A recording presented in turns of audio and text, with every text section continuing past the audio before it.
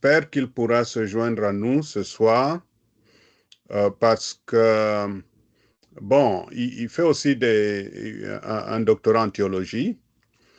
Et puis, on a un autre du Mali qui se spécialise également au Nouveau Testament. Ça vous aurait permis de dialoguer un peu pour voir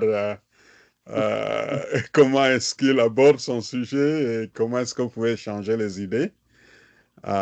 Et donc, bon, qu'à cela ne tienne, nous allons commencer. Prions le Seigneur. Éternel notre Dieu, nous prions que tout se passe sous ton regard bienveillant. Reçois d'abord nos louanges, notre adoration pour tout ce qui se passe ici. Nous te prions pour que tu prennes contrôle de la connexion, que tout se passe bien, même avec nos collègues qui cherchent à se connecter en ce moment.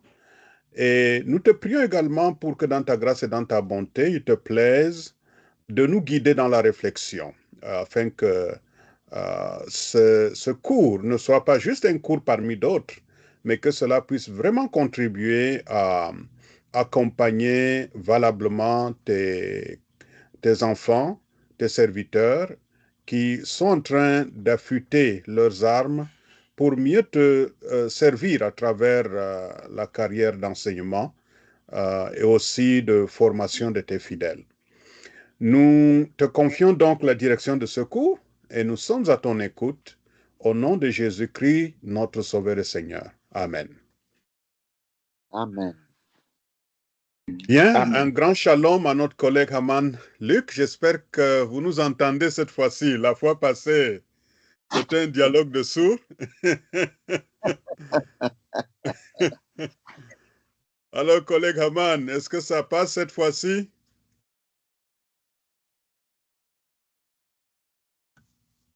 Wow. Est-ce que vous nous entendez?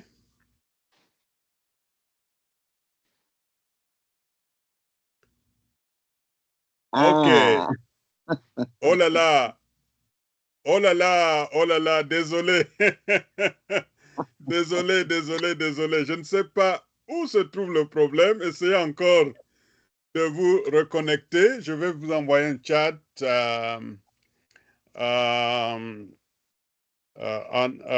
Veuillez essayer de vous reconnecter en acceptant l'audio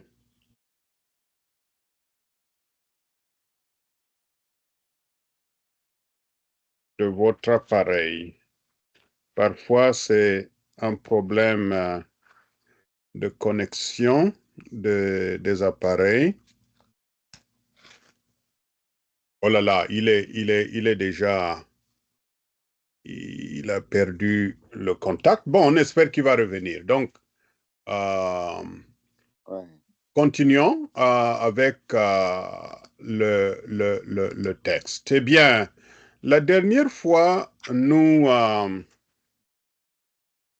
avons vu surtout le cadre méthodologique. Et nous avons dit que dans le cadre méthodologique, il faudrait mentionner l'approche. Est-ce que c'est une approche exégétique? Est-ce que c'est une approche qualitative? Est-ce que c'est une approche quantitative? Et puis les méthodes de collecte de données. Donc, est-ce que c'est la recherche bibliographique? Est-ce que sont les interviews, le groupe focal, l'observation participante ou l'observation non participante? Est-ce que vous faites recours à l'histoire de vie? Et donc, quelle méthode utilisez-vous pour collecter les données? Et ensuite, quelle méthode utilisez-vous quelle technique? Bon, pour la collecte et aussi pour l'analyse, hein, quelles techniques, quels outils utilisez-vous? Et puis, quelles sont les méthodes d'analyse de données? Est-ce que c'est l'analyse... bon, pour une étude exégétique, c'est évidemment l'analyse l'analyse exégétique, mais vous pouvez, si c'est en dehors de l'exégèse, vous avez l'analyse de contenu, vous avez l'analyse thématique, vous avez l'analyse de la théorie ancrée, vous avez l'analyse du discours, vous avez l'analyse narrative, vous avez l'étude des documents. Il y a plusieurs méthodes d'analyse que vous pouvez utiliser. Nous y reviendrons plus tard, s'il plaît à Dieu. Et nous avons dit qu'avant de collecter les données, il faut d'abord prendre en compte le problème de recherche. Quel est le problème de recherche? Quels sont les objectifs et les questions de recherche? Et puis vous allez déterminer les données nécessaires. De quoi ai-je besoin pour résoudre le problème identifié, pour répondre aux questions de recherche que je me suis posées, pour atteindre mes objectifs de recherche? De quelles ressources ai-je besoin et comment maintenant les collecter? Comment accéder à ces ressources? Quelle méthode vais-je utiliser pour les collecter? Alors, certaines formulations exigent déjà une approche. Par exemple, si vous faites l'exégèse d'un texte, vous ne pouvez pas éviter l'exégèse. Donc, l'exégèse sera votre principale méthode. Mais si par exemple, vous avez un phénomène plutôt historique. Là, il faut respecter les normes en histoire. Par exemple, si vous étudiez la vie d'un historien de l'Église ou de quelqu'un qui a marqué l'histoire de l'Église, vous prenez quelqu'un comme, disons, Augustin pour la patristique, ou bien vous prenez quelqu'un comme Calvin pour la réforme, ou alors vous prenez quelqu'un de plus proche encore comme Biancato pour la théologie évangélique en Afrique. Évidemment, tout dépend de l'approche. Est-ce que vous voulez étudier l'un de ses écrits, l'une de ses positions théologiques? Par exemple, Biancato a pris position sur l'approche exégétique. Et pour lui, il faut s'en tenir vraiment à ce que la Bible enseigne et non à tout le discours philosophique qu'il y a autour. Et vous savez tous comment il a pris le contre-pied de Mbiti avec toute l'avalanche de la théologie libérale qui faisait rage. Et donc tout cela joue sur la méthode que vous choisissez pour la collecte des données. Nous avons également dit qu'il y a des aspects à prendre en compte pour déterminer là où les méthodes. Il faut tenir compte de la problématique, examiner la nature de la question principale de recherche, de quelles données ai-je besoin pour répondre à cette question, comment les collecter, et les autres considérations comme le temps, la langue, la culture, l'éthique, le budget, la sécurité, etc. Et nous avons survolé quelques méthodes propres à la théologie. Nous avons vu principalement l'exégèse. Et nous avons dit que l'exégèse biblique cherche à répondre aux questions suivantes. Que veut dire ce texte? Et quel message son auteur inspiré voulait-il transmettre? Deux questions principales que se pose l'exégète. Que veut dire ce texte? Quel message son auteur inspiré voulait-il transmettre? Et quand on voit le message, on voit le message à deux niveaux. D'abord, le contexte des premiers auditeurs. Quel message voulait-il transmettre aux premiers auditeurs? Avant d'appliquer cela à nous, il faut d'abord passer par le filtre des premiers auditeurs. Et maintenant, les étapes pour étudier un texte, donc pour faire l'exégèse d'un texte, il faut considérer le contexte. Et il y a trois niveaux de contexte. Il y a le contexte large, qui est celui du livre entier. Par exemple, vous voulez étudier 1 Corinthiens 13, qui est un chapitre dans le livre, la première épître aux Corinthiens. C'est bien de jeter un coup d'œil sur l'ensemble de la première épître pour voir quelle est la place du chapitre 13. Et là, vous verrez donc, Paul est souvent très, très systématique dans son raisonnement. Il ne va pas d'un point A à un point D sans qu'il y ait des étapes intermédiaires. Il est très, très bien organisé dans ses pensées, dans ses articulations. Et donc, il faut voir pourquoi est-ce que le chapitre 13 se situe entre le chapitre 12. Et si vous connaissez le chapitre 12, vous savez que c'est un rapport avec les dons spirituels. Et maintenant, le chapitre 13 se retrouve entre le chapitre 12 et le chapitre 13, et le chapitre 14. Et donc là, vous voyez le contexte proche. Le contexte proche. Nous sommes ici dans une logique de don par rapport à la dynamique de l'amour. Et donc les dons sont importants, mais l'amour est encore plus important. Et donc là, vous voyez, ça vous permet de mieux cerner le contexte proche. Et maintenant, le contexte immédiat. Qu'est-ce qui vient immédiatement avant le chapitre 13? Quels sont les mots? Et là, il faut prêter attention aux conjonctions. Donc, mais, ces expressions-là sont très, très importantes pour l'exégète. Si nous prenons, par exemple, comme nous sommes dans 1 Corinthiens 13, si nous prenons ce texte d'1 Corinthiens 13 et nous essayons de voir ce qui vient immédiatement avant le chapitre, vous verrez au verset 31 du chapitre 12, aspirez donc aux dons les meilleurs. Pour cela, je vais vous indiquer l'approche par excellence. Donc, voyez-vous, ce contexte, ce verset vous aide à voir la clé herméneutique du chapitre 13. Si vous négligez ce verset 31 du chapitre 12, vous n'allez pas comprendre le chapitre 13. Quel est le but du chapitre 13? Quelle est l'orientation du chapitre 13? L'apôtre Paul nous donne la clé herméneutique au verset 31 du chapitre précédent. C'est pour ça que le contexte immédiat est très important pour l'exégèse. Aspirez aux dons les meilleurs. Pour cela, je vais vous indiquer l'approche par excellence. Ça veut dire que le chapitre 13 nous donne l'approche par excellence des meilleurs dons. Et là, ça vous donne déjà une longueur d'avance sur la compréhension du texte. Et puis, vous voyez la première expression qu'il y a au début du chapitre 13, en effet. En effet, ça veut dire que c'est lié à ce qui précède. Et si vous continuez au chapitre 14, qui vient juste après le chapitre 13, au début du chapitre 14, déjà vous lisez, premier verset du chapitre 14, ainsi. Ainsi. Donc, voyez,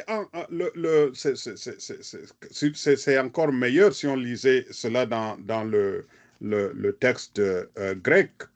Quand vous voyez donc cette expression, vous voyez tout de suite ici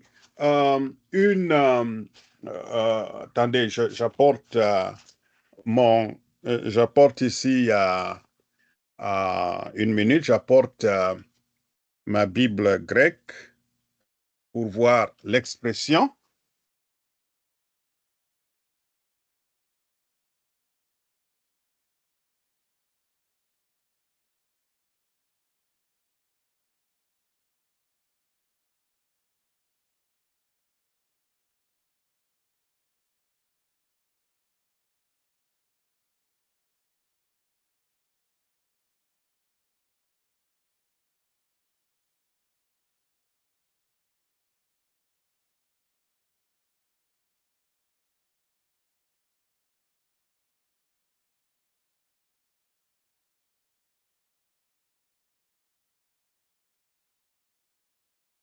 Bien.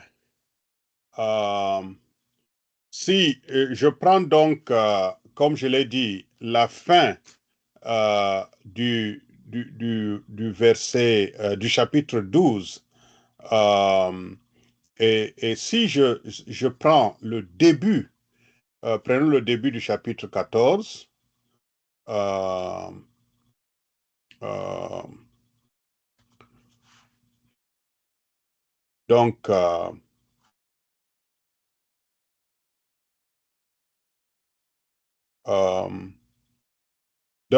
c'est intéressant de voir le, le, le, le texte en grec. Euh,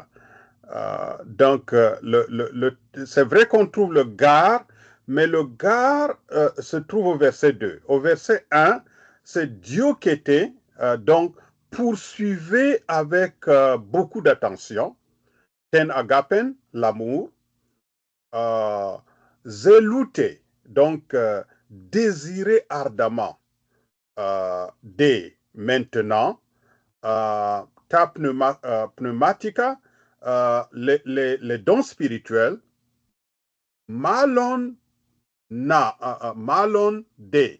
Donc, spécialement maintenant, hina, donc afin que, pour que, prophéteuke, afin que vous prophétisiez. Et donc, nous voyons quand même le lien, et puis maintenant, Hogar, au début du verset, du verset 2. Donc, c'est bien de voir le contexte immédiat. Maintenant, étudier le texte dans la langue originale. Généralement, en tout cas, vous qui êtes là, vous avez quand même fait les langues bibliques, ce qui est une bonne chose. Aujourd'hui, on a aussi des théologiens qui viennent sans langue biblique. J'ai trouvé cela surtout de ce côté de l'océan. On n'exige pas les deux langues bibliques dans les facultés de théologie. L'une des langues bibliques suffit et parfois même pour certains domaines. Pour certains domaines, si vous n'êtes pas spécialiste en langue biblique, on ne vous exige même pas les langues bibliques. Pour moi, je trouve que cela n'est pas une bonne approche. Pour tous ceux qui font théologie, je recommande, même ici, je recommande aux étudiants d'étudier les langues bibliques. Même si vous êtes spécialiste de l'Ancien Testament, c'est bien d'avoir une idée du grec. Parce que vous allez tout de suite vous rendre compte en exégèse de l'Ancien Testament que vous ne pouvez pas contourner la Septante. Vous ne pouvez pas contourner la Septante. Oh, la Septante est en grec. La Septante est en grec. Et puis, vous ne pouvez pas contourner le parallélisme, ou pas le parallélisme, mais le lien qu'il y a entre les textes de l'Ancien Testament et les textes du Nouveau Testament. Il y a des liens.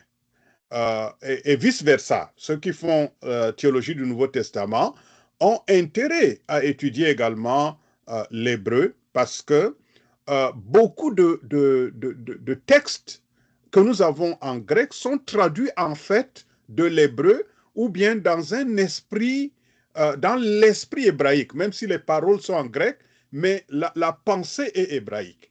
Et donc, c'est bien de connaître les deux langues. Mais si jamais vous n'avez pas étudié les deux langues, il y a des outils, des méthodes que vous pouvez utiliser. Nous en parlerons un peu ce soir. Donc, étudier le texte dans la langue originale, ça veut dire qu'il faut traduire le texte à partir des originaux, analyser le texte en prenant en compte le vocabulaire, la grammaire, le style, la culture, respecter les règles herméneutiques. Et après avoir étudié le texte personnellement, jeter un regard sur ce que d'autres savants ont écrit. Ça, c'est toujours l'approche exégétique. Vous ne commencez pas parce que les théologiens ont écrit. Même si c'est beau, même si c'est riche, ne courez pas chez les théologiens. Étudiez le texte vous-même en utilisant les dictionnaires, les livres de grammaire, les outils pour comprendre les mots et le style et aussi le contexte culturel, le contexte géographique. Donc, ne sautez pas tout de suite dans les commentaires. C'est après avoir vous-même étudié le texte que vous pourrez maintenant à la fin jeter un coup d'œil sur ce que d'autres savants ont dit pour voir si cela peut vous enrichir. Et enfin, la quatrième étape, c'est de dégager les implications pratiques pour les auditeurs contemporains. Parce que ce qui a été dit, c'est d'abord pour les auditeurs du premier siècle, pour les auditeurs, si vous êtes devant un texte du Nouveau Testament, c'est pour ceux qui étaient là au temps de Paul, ceux qui étaient là au temps de Jean, et c'est maintenant des principes qui se dégagent de ce texte que nous appliquons à nous aujourd'hui. Et pour la structure du travail, évidemment, comme nous l'avons dit, il y a une brève introduction, la traduction, la critique textuelle, le contexte, la délimitation, la structure, l'organisation du texte, l'analyse diachronique, source, contexte historique, genre littéraire, processus de rédaction, l'exégèse d'ensemble, la conclusion et évidemment la bibliographie. Nous avions pris un exemple d'exégèse d'un texte de l'Ancien Testament, le psaume 90. Prenons un autre exemple ce soir, l'exégèse d'un texte du Nouveau Testament.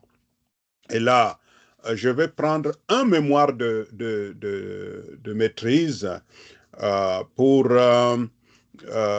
surtout aider ceux qui sont en train de rédiger leur mémoire de maîtrise. Prenons l'exemple d'un mémoire, le mémoire de l'un de mes étudiants, l'un de mes anciens étudiants, maintenant il est enseignant aussi. Peut-être que Johnny a connu Élisée Woba.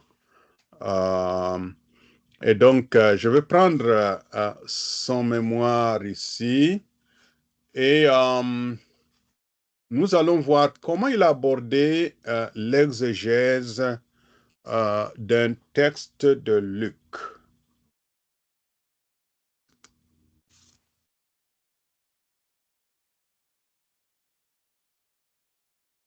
Bien, je vais partager mon écran dans un instant.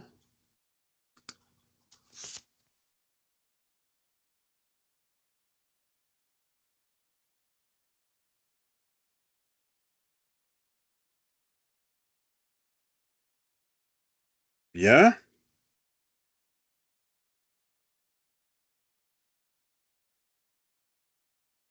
Donc ça, c'est en fait un mémoire qui porte sur Luc 1, 1 à 4.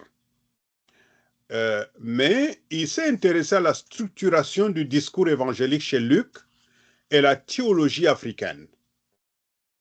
Alors, vous voyez déjà que dans son sujet de mémoire, il veut voir la structuration du discours évangélique chez Luc, mais tirer des implications pour la théologie africaine. L'approche est inductive. La Bible, ce que la Bible dit, et maintenant l'application au contexte africain contemporain. Maintenant, voyons donc comment il a abordé l'étude. Rapportons-nous d'abord au plan, et c'est là où vous verrez donc l'organisation du travail. Tout d'abord, vous avez une introduction générale, et puis au chapitre premier, bon, ça c'est en fait une sorte de longue introduction au texte, mais il a préféré se focaliser sur l'état actuel de la question de l'historicité de l'Évangile et sa position en Afrique. Il s'est penché sur l'historicité de l'Évangile de Luc, dont le survol de la recherche post-bultamienne. Vous savez ce que Bultmann avait comme position par rapport à l'historicité des évangiles. Et puis, il vient avec, en deuxième partie, il a parlé de l'approche radicale avec le Jesus Seminar. Puis, il a parlé de la position du problème en contexte africain. Pourquoi est-ce que c'est important pour nous, Africains, que l'historicité soit soulignée? Et puis, maintenant, il a fait une synthèse sur la critique des évangiles et poser une hypothèse de recherche pour l'étude des évangiles, et notamment Luc 1, 1 à 4.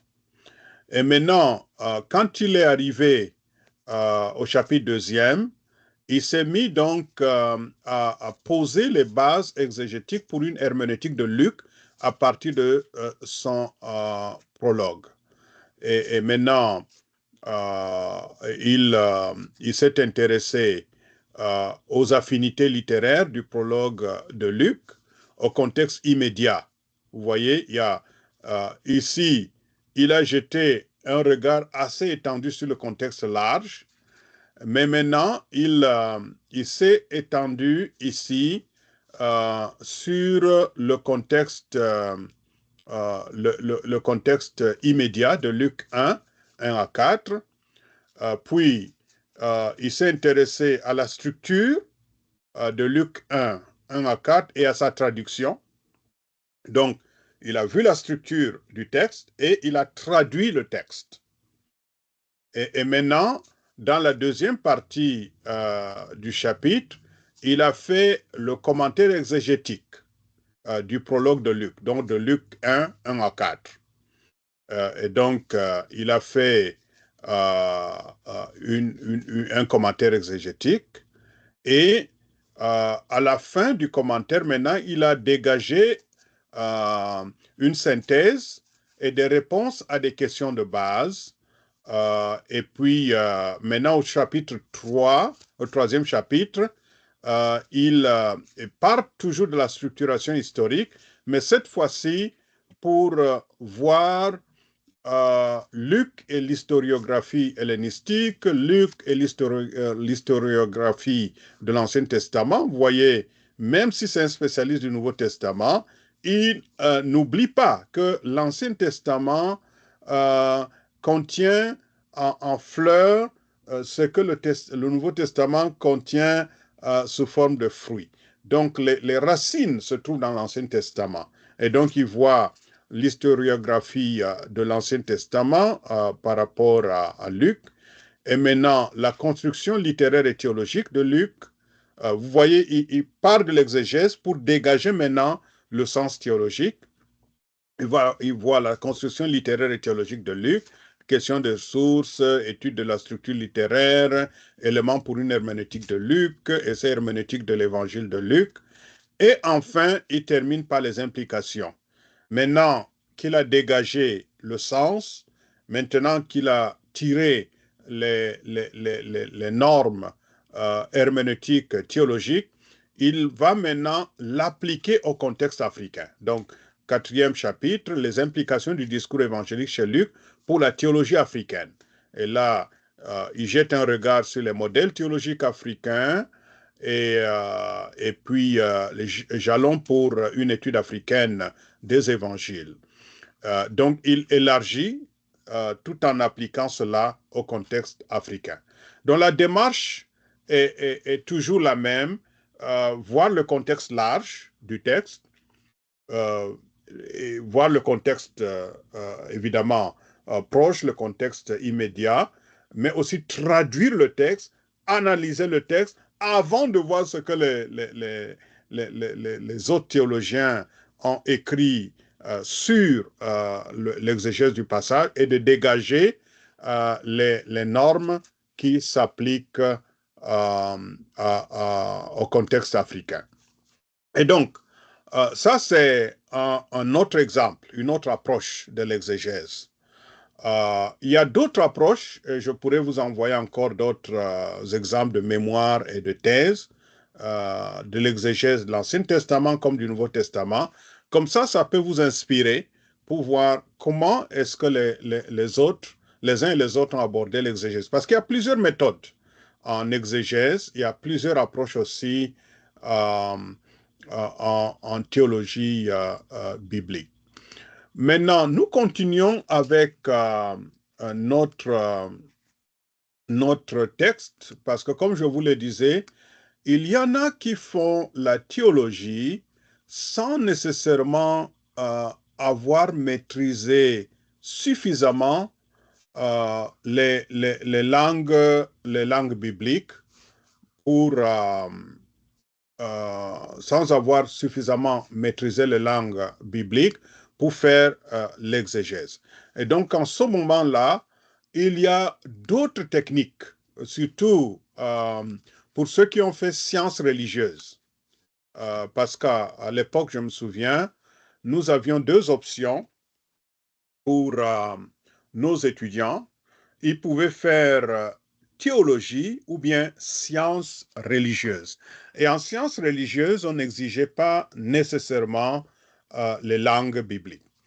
Et donc, là, quelle méthode est-ce qu'on peut utiliser quand on n'a pas fait euh, l'exégèse, mais on a en face de soi un texte qu'on doit étudier.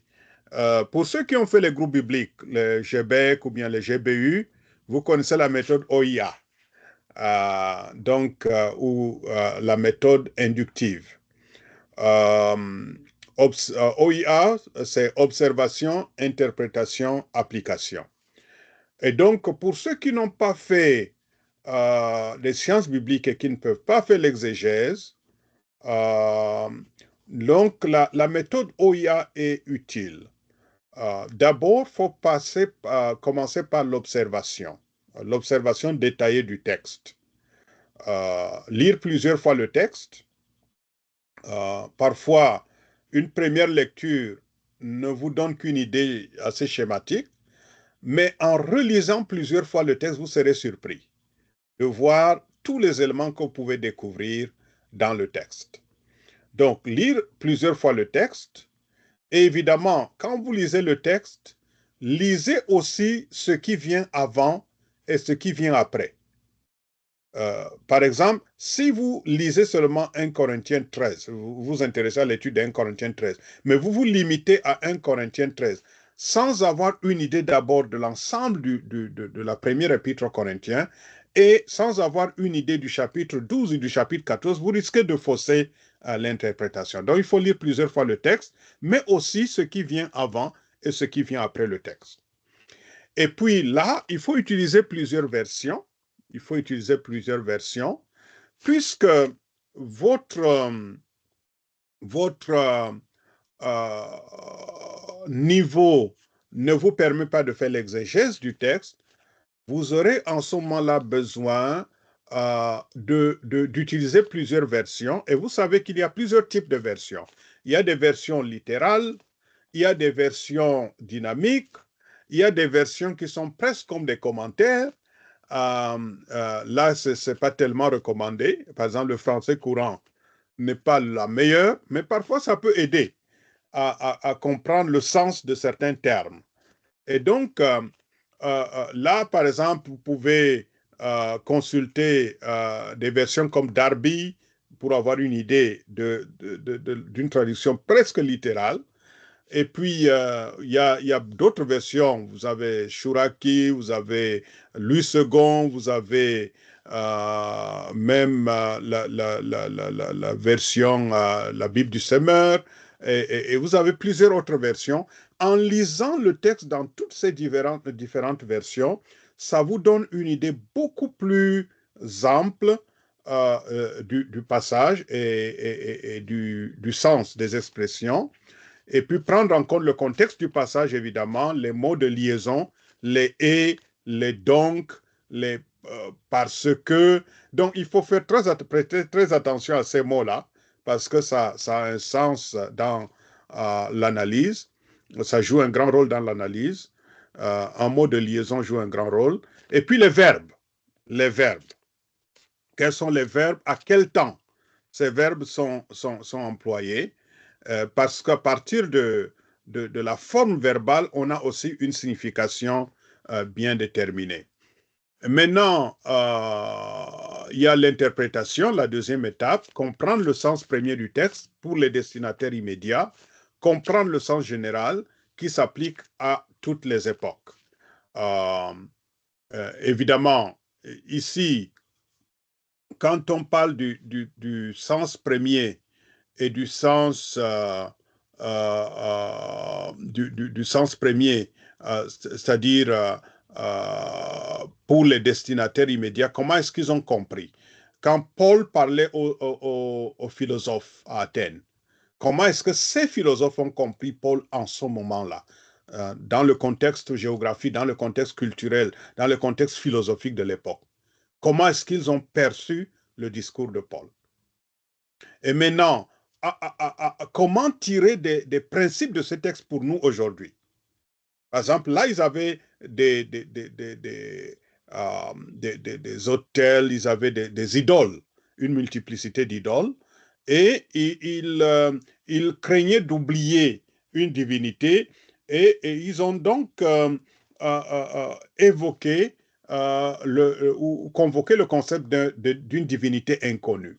Et c'est sur ça qu'il s'est appuyé. Maintenant, pour nous aujourd'hui, on est par exemple dans un contexte musulman, dans un contexte des religions africaines. On n'a pas forcément une idole dédiée à une divinité inconnue dans la communauté, mais quel est le principe qui se dégage de ce texte-là pour notre contexte aujourd'hui? Et donc, ça, c'est le sens général qui s'applique à toutes les époques. Et puis, en application, tirer les conclusions applicables à la vie quotidienne. Bien, évidemment, ce que je conseille, c'est l'exégèse. Mais je le dis pour ceux qui n'ont pas du tout fait étudier les langues bibliques et qui se retrouvent en train de faire les sciences religieuses et qui doivent prendre en compte l'analyse de certains textes dans leurs travaux de mémoire ou de thèse. Et là, il y a des outils, hein, des outils qui peuvent aider. J'ai mentionné ici, pour ceux qui font l'exégèse, le guide pour l'exégèse de l'Ancien Testament de Mathieu Richel. Il y a aussi l'exégèse du Nouveau Testament, Initiation à la méthode de Chevalier. Il y a l'exégèse biblique, la Bible au microscope, de Blocher. Nous avons également deux volumes chez Blocher. Il y a le volume 1 et le volume 2. Le volume 1 pour l'Ancien Testament, le volume 2 pour le Nouveau Testament. Il y a aussi un livre intéressant, Erreurs d'exégèse, de Carson, qui attire notre attention sur des erreurs qu'on peut faire dans l'exégèse et comment les éviter. Il y a un document, le vocabulaire raisonné de l'exégèse biblique, qui peut nous aider dans l'analyse du vocabulaire. Il y a la grammaire grecque, tout comme il y a la grammaire de l'Ancien Testament aussi. Hein. Donc le livre de grammaire, surtout en grec, le grec est très précis et assez complexe. Donc il faut tenir compte de formes grammaticales, avec la déclinaison, avec surtout le verbe et les différents temps de verbe. Il y a l'initiation à la lecture et à l'analyse grammaticale de l'Ancien Testament hébreu de Cochrane. Je me souviens, à l'époque, c'est un document qui nous avait beaucoup aidé pour l'exégèse de l'Ancien Testament.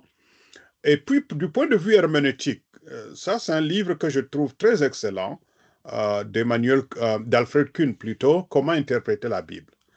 C'est un livre qui m'a beaucoup aidé pour l'herméneutique biblique.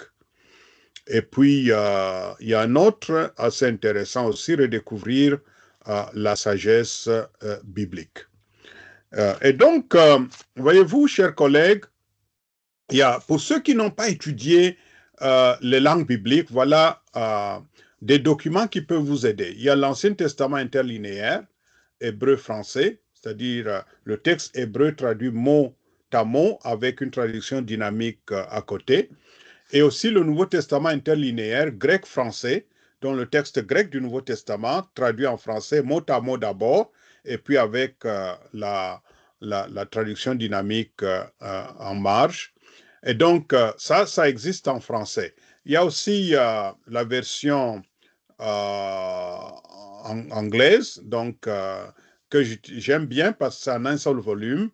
Et là, vous pouvez télécharger cela sur le lien que je vous avais envoyé précédemment, Anna's Library. Donc, vous pouvez télécharger l'interlinéaire. Vous pouvez aussi accéder à l'interlinéaire en ligne. Ça, c'est une grâce que nous avons aujourd'hui de pouvoir accéder à ces documents gratuitement. Et puis, il y a un autre document intéressant pour la concordance analytique. Il y en a en français comme en anglais, mais ici j'ai mis la version anglaise. Maintenant, vous avez vu jusqu'ici la méthode exégétique. Mais il y a d'autres méthodes de collecte et d'analyse de données qualitatives qu'on utilise en théologie. Et ça, c'est surtout le cas pour des disciplines théologiques comme la missiologie. Là, nous avons notre collègue Barnabas qui est connecté. Il y a la théologie pratique aussi qui intéresse quelques-uns parmi nous.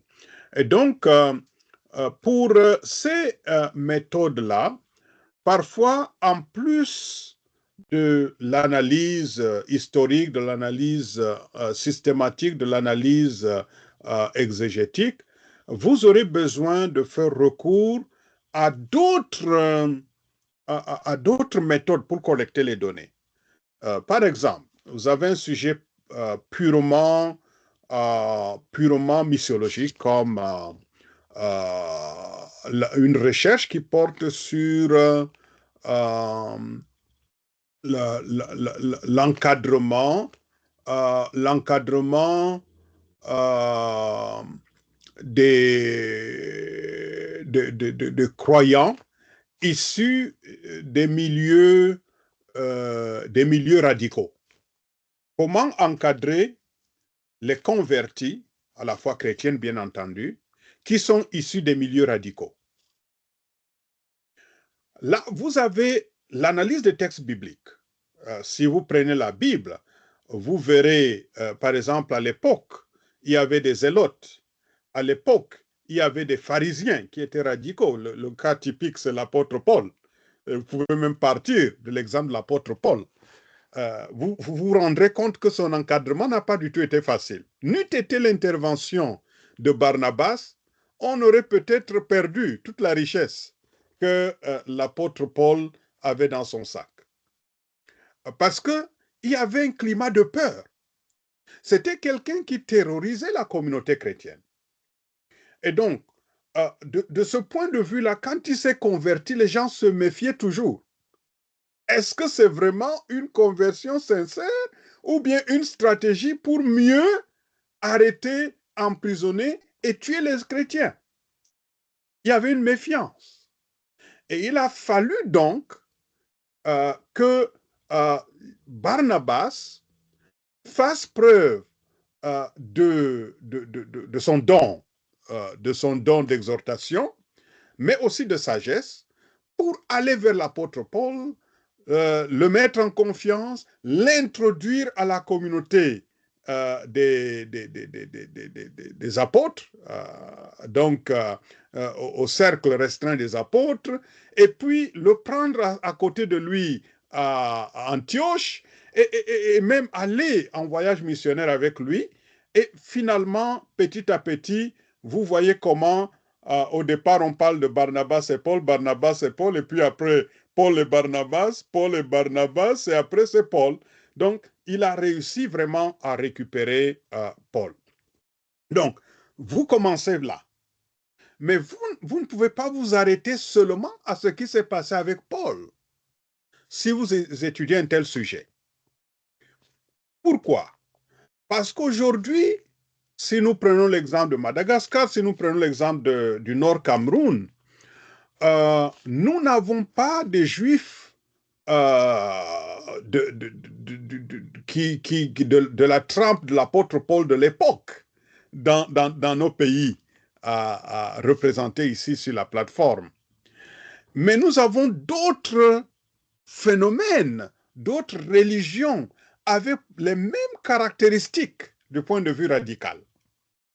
Et donc là, comment faire pour traiter un tel sujet si on se limite seulement au contexte biblique, aux réalités bibliques de quelqu'un qui est venu d'un arrière-plan radical, qui a été encadré, sans prendre en compte des nouvelles dynamiques, des nouvelles réalités plutôt, sans prendre en compte les nouvelles réalités.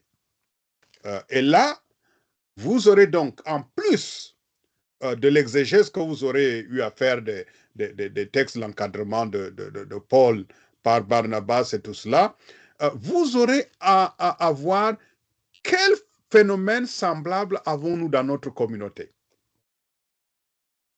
Et maintenant, comment abordons-nous des gens qui sont issus de cet arrière-plan religieux? Par exemple, l'islamisme radical est une réalité dans le nord du Cameroun. Maintenant, comment encadrer ceux qui sont issus de l'islamisme radical?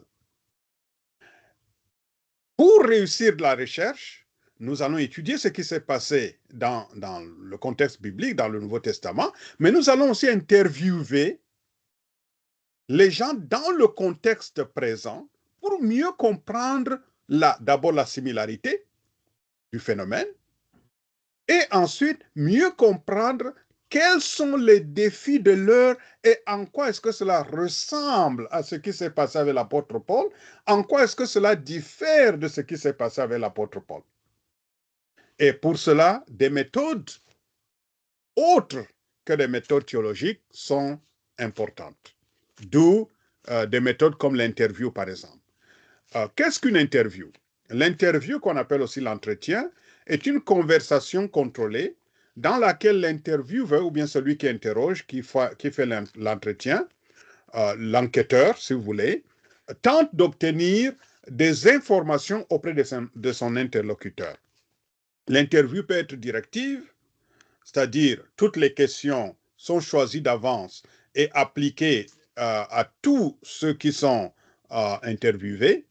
Elle peut être semi-directive, c'est-à-dire on laisse une ouverture, c'est-à-dire on prépare des questions, mais on laisse une ouverture à ceux qui répondent à ces questions, ou non directive. En ce moment-là, il n'y a pas de canevas, on s'entretient tout simplement avec l'intéressé. Généralement, sauf si c'est pour l'histoire de vie, je ne conseille pas la méthode non directive. Pour l'histoire de vie, nous y reviendrons. Mais en dehors de l'histoire de vie, la méthode semi-directive est la meilleure. Mais maintenant, chaque méthode a ses forces et ses faiblesses. Quelles sont les faiblesses de l'interview? Si nous commençons par les faiblesses, ça nécessite une formation parce qu'il faut savoir prendre en compte la culture. Il faut savoir identifier les personnes ressources. Il faut savoir établir des contacts, motiver, recadrer poliment, de faire un recadrage poli. Ça nécessite aussi une prise de notes intense ou un enregistrement. Il faut savoir donc prendre rapidement des notes parce qu'il y en a qui refusent, par exemple, d'être enregistrés, surtout si vous êtes en train d'interviewer quelqu'un qui est issu d'un milieu radical. Parfois, la personne peut avoir peur que sa voix soit enregistrée. Il faut savoir prendre note. Et il peut être difficile de savoir quand arrêter la collecte des données. Évidemment, le principe qu'on conseille, c'est que si après avoir interviewé 8 personnes, par exemple, vous interviewez une 9e personne et à vos questions posées, il n'y a aucune réponse différente de celle que vous avez déjà collectée.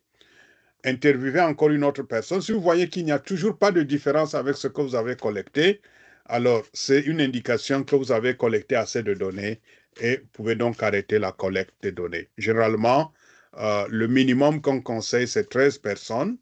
Le maximum plutôt, c'est 13. Vous pouvez aller au-delà, mais en moyenne, 13 personnes. Mais si vous avez interviewé 6 personnes ou 8 personnes sur la question et avez recueilli assez de données, c'est suffisant également pour l'analyse.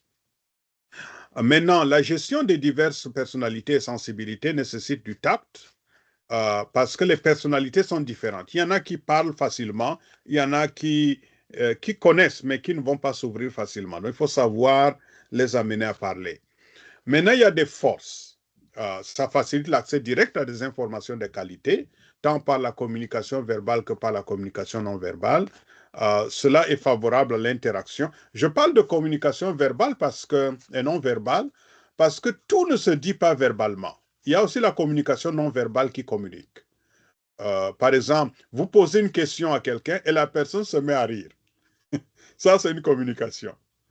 Ou alors vous posez la question à quelqu'un, la personne vous répond, mais vous remarquez un changement dans la voix.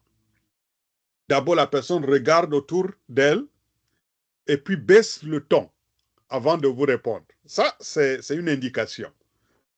C'est une question sensible, une question qui fait peur, la personne a peur et tout cela. Et donc, prêtez attention à tous ces aspects-là dans, pendant l'interview. Ou alors vous posez une question à quelqu'un, la personne prend un long moment de réflexion avant de vous répondre.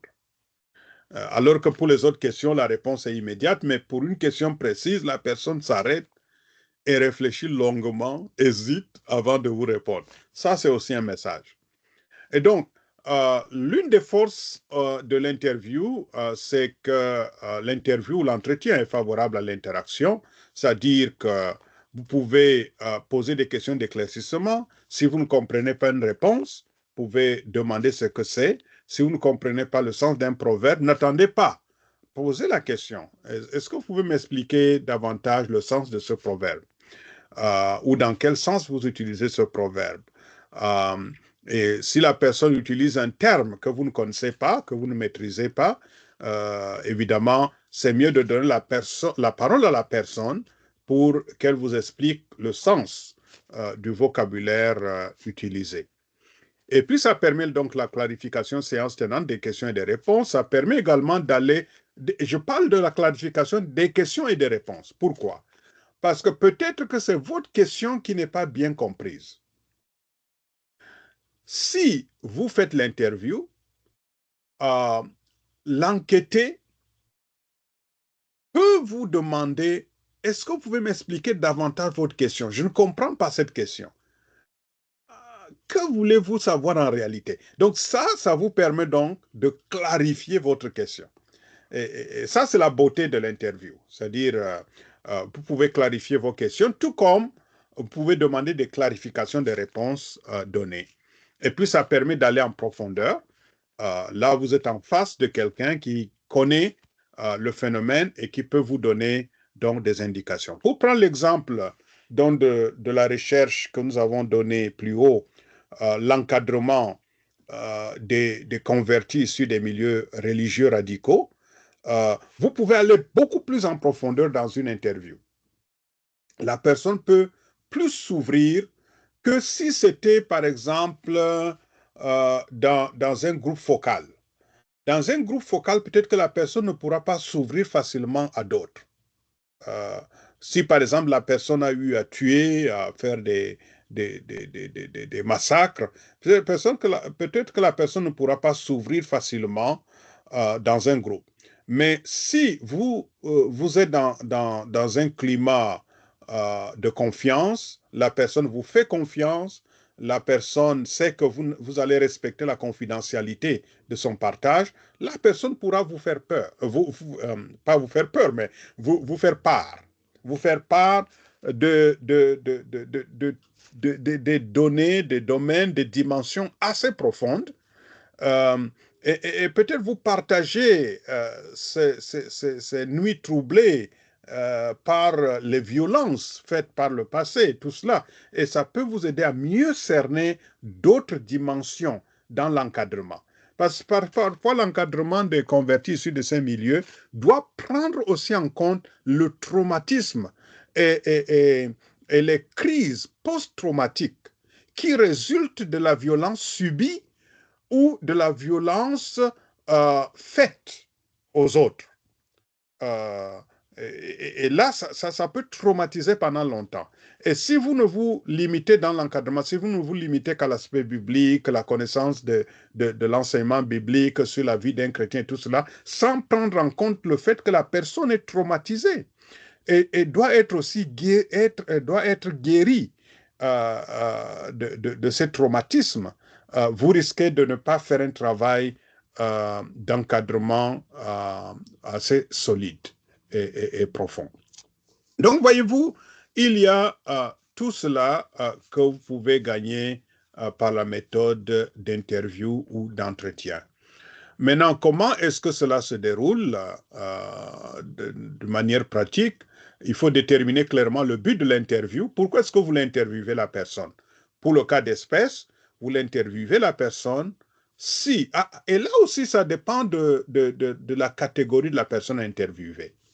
C'est pour ça que parfois, les questionnaires que vous préparez pour l'interview vont varier selon la position de la personne interviewée. Par exemple, pour une question comme l'encadrement des chrétiens issus des groupes religieux radicaux, vous pouvez interviewer les chrétiens, les pasteurs, les évangélistes qui encadrent. Les questions que vous allez leur poser ne sont pas nécessairement les mêmes que les questions que vous allez poser à ceux qui sont issus, aux chrétiens qui sont issus de ces milieux radicaux. Parce que les questions que vous préparez pour les encadreurs va porter sur, par exemple, leur méthode d'encadrement, les résultats obtenus pendant l'encadrement, les difficultés, les joies, les peines obtenues pendant l'encadrement des personnes issues des milieux radicaux. Et là, vous verrez ce qu'ils ont eux-mêmes comme lutte, comme peur, comme hésitation, et les approches, les méthodes utilisées pour mieux réussir, ou bien s'il y a eu des échecs, pourquoi est-ce qu'ils ont échoué. Tout cela, vous pouvez les obtenir auprès des encadreurs. Mais maintenant, pour ceux qui sont issus des milieux radicaux, vous n'allez pas leur demander comment encadrer, puisqu'ils sont encadrés par d'autres, mais plutôt comment est-ce qu'ils ressentent, comment est-ce qu'ils reçoivent l'encadrement. Est-ce qu'ils se sentent suffisamment encadrés? Est-ce qu'il y a des besoins spirituels, des besoins psychologiques, des besoins moraux qu'ils ont et pour lesquels ils aimeraient avoir un peu plus de soutien, de support? Quelles sont leurs craintes, quels sont leurs souhaits, etc. Et puis, quelles sont leurs propositions, leurs suggestions à l'Église pour mieux encadrer des gens qui sont issus des milieux comme les leurs. Par exemple, nous sommes rendus compte pendant une recherche que une autre dimension que l'Église oublie souvent, c'est que ceux-là viennent parfois d'un groupe où ils avaient assez de moyens et à cause de leur conversion, ils ont perdu les sources de revenus. Alors, en ce moment-là, il ne faut pas penser seulement à l'encadrement spirituel ou biblique. Il faut également penser à leur encadrement matériel, les ressources pour leur permettre de survivre, mais aussi les ressources pour leur permettre de subvenir eux-mêmes à leurs besoins. Et tout cela doit entrer dans l'encadrement. Et donc, vous préparez un questionnaire, vous testez le questionnaire, et puis vous faites les réajustements qui s'imposent. Par exemple, vous voulez interviewer un groupe, vous voulez interviewer une dizaine de personnes. Commencez déjà par tester auprès d'une ou deux personnes pour voir si les questions que vous posez sont comprises dans le sens que vous souhaitez. Sinon, réajustez les questions pour mieux collecter les données. Et puis, il faut choisir des répondants qualifiés. Par exemple, si vous voulez savoir ce qui se passe en termes d'encadrement des chrétiens issus des milieux religieux radicaux, n'allez pas interviewer des vendeurs de poulets au marché qui ne savent rien de l'encadrement des chrétiens issus des milieux radicaux. vous n'aurez pas, ces personnes ne sont pas qualifiées pour vous donner les réponses dont vous avez besoin. Interviewez des pasteurs et des évangélistes ou des leaders chrétiens qui encadrent effectivement des chrétiens issus de ces milieux, ou alors interviewez des chrétiens qui sont issus de ce milieu religieux radical. Là, vous aurez vraiment des réponses valables. Et puis, il faut introduire l'interview, surtout pour un sujet comme celui-là, c'est un sujet sensible, donc il faut créer un climat de confiance. Parce que quand vous allez vers quelqu'un, surtout si vous n'êtes pas connu, très bien connu de la personne, déjà, il faut chercher à vous faire introduire auprès de la personne par quelqu'un en qui la personne a confiance, si vous n'êtes pas connu. Si vous êtes connu, dites pourquoi vous interviewez la personne. Que vous le faites dans le cadre de votre travail de recherche, de votre travail de mémoire, de votre travail de thèse, et que le résultat de ce travail va aider l'Église à mieux encadrer les chrétiens issus de ce milieu. Là, ça va mettre la personne en confiance et la personne pourra donc vous dire ce qu'elle expérimente. Il faudrait également savoir qu'en introduisant l'interview, ça va créer un climat détendu. Ça va créer un climat détendu. Parce que, vous savez, ceux qui sont issus des milieux religieux radicaux, parfois ils vivent dans la peur. Est-ce que c'est quelqu'un qui a été envoyé par mon groupe pour me faire du mal, pour trouver des arguments afin de me mettre en difficulté, etc. Donc, il faut créer un climat d'interview détendu. Et en matière d'interview aussi, il faut écouter plus et parler peu. Ce qui compte, ce n'est pas ce que vous dites. Vous êtes là pour recueillir des données. Donc, ce qui compte, c'est ce que votre répondant vous donne comme réponse. Et donc, écoutez plus, parlez peu. Et puis, soyez un bon observateur. Il faut observer parce que la communication se fait de manière verbale et non verbale. Et garder les traces de l'interview, il faut prendre copieusement note, enregistrer en format audio ou, si la personne vous le permet, en format vidéo aussi, mais demandez toujours la personne et respectez l'anonymat si elle est demandée. Si par exemple la personne interviewée vous dit « je vous donne l'information, mais ne citez pas mon nom », ça m'est arrivé à plusieurs reprises, ou quelqu'un m'a donné des informations très importante, très précieuse, mais n'a pas voulu que je mentionne son nom dans mon travail. Alors là, j'ai tout simplement dit dans mon travail, un répondant anonyme dans telle région d'Afrique m'a dit ceci, en telle date. Et ça suffit. Et donc, ne citez pas la personne parce que parfois, la personne peut être en danger. Parfois, vous pouvez changer le nom, modifier le nom de la personne. Et là, vous le faites de manière, dans la rédaction, ça se comprend, mais dites que un répondant que nous allons nommer Jean m'a dit ceci. Là, ceux qui vous lisent savent que Jean n'est pas son vrai nom, mais c'est un nom d'emprunt pour protéger l'identité de la personne par éthique de recherche. Et puis, il faut savoir stocker les données récoltées dans des endroits sûrs, 2 ou 3 endroits distincts. Et ça, c'est important parce que j'ai vu beaucoup de doctorants, beaucoup d'étudiants qui ont perdu presque 1 ou 2 années parce qu'ils n'ont pas eu la sagesse de mieux stocker les données récoltées. C'est-à-dire qu'ils ont collecté beaucoup de données à travers les interviews, les groupes focaux, et parfois ils ont rédigé même quelques pages de leur travail, mais pour n'avoir pas protégé les données, tout s'est perdu quand on a volé l'ordinateur ou bien quand un virus a attaqué l'ordinateur, ils ont tout perdu. Alors pour éviter ce genre de situation, stocker les données à des endroits, sur des appareils différents. Par exemple, là j'ai un ordinateur de bureau, j'ai un ordinateur portable. L'ordinateur portable, surtout si vous voyagez beaucoup, est à risque. Ça peut être volé, ça peut être endommagé. Et donc, ayez toujours la sagesse de vous envoyer les données que vous avez collectées par courriel dans votre boîte email. Et n'utilisez pas une seule boîte email, parce que le jour où cette boîte sera piratée, vous allez tout perdre aussi.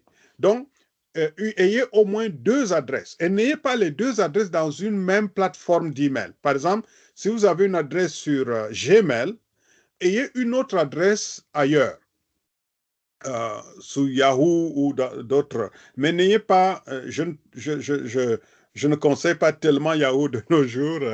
Il y a plus d'attaques sur Yahoo que sur Gmail. Mais ayez stocker des données sur 2 courriels différents. Comme ça, même si on vous vole votre ordinateur, même si votre ordinateur est virusé, vous avez les données que vous avez enregistrées sur le disque externe dans votre bureau, dans votre bureau. Vous avez les données que vous êtes envoyées par email et datez ces données. Par email, c'est facile parce que vous allez voir la date d'envoi immédiatement. Mais si vous enregistrez sur l'appareil de bureau, numérotez les versions. Parce que parfois, vous pouvez avoir travaillé sur votre texte, amélioré votre texte, mais vous avez sauvegardé l'ancienne version. Et là, si vous ouvrez l'ancienne version et vous écrasez la nouvelle version, vous allez perdre de nouvelles données. Donc, c'est bien de numéroter.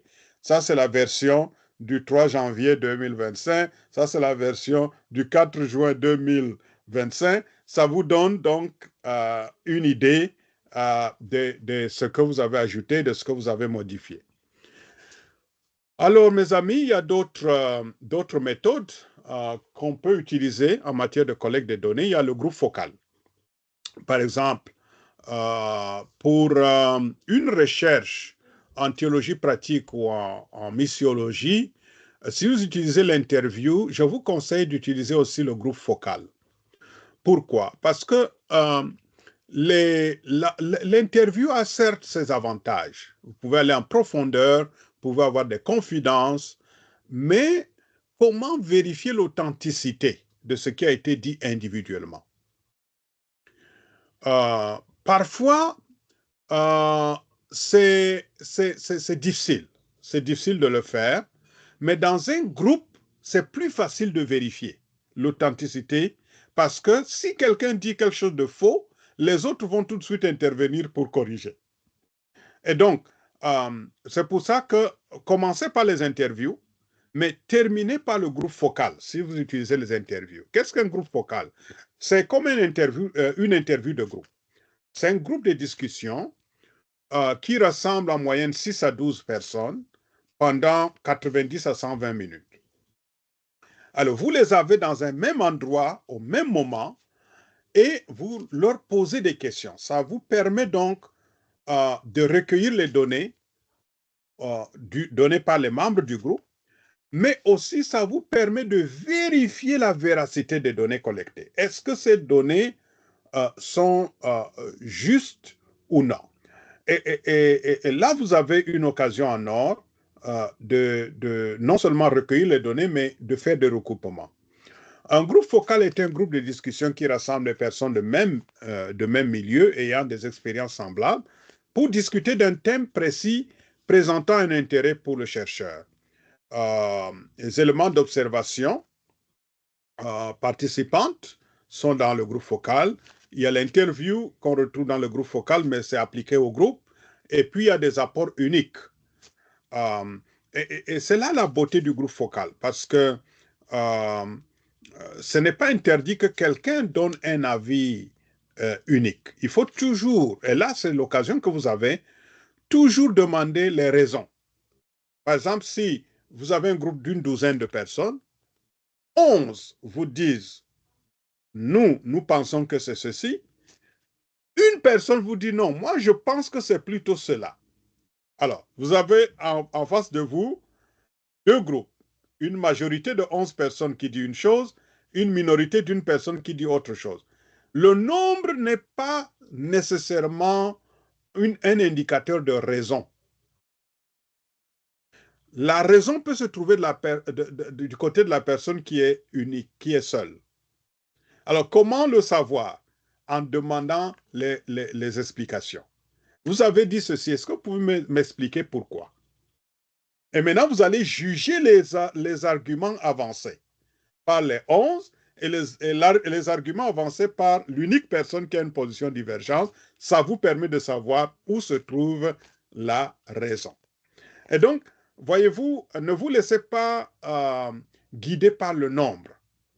Ne vous laissez pas guider par le nombre, mais analysez les arguments avancés. Maintenant, quelles sont les forces et les faiblesses? Commençons par les forces. L'orientation est sociale, le cadre est naturel et relax. Souvent, je les prends dans un restaurant ou à la maison.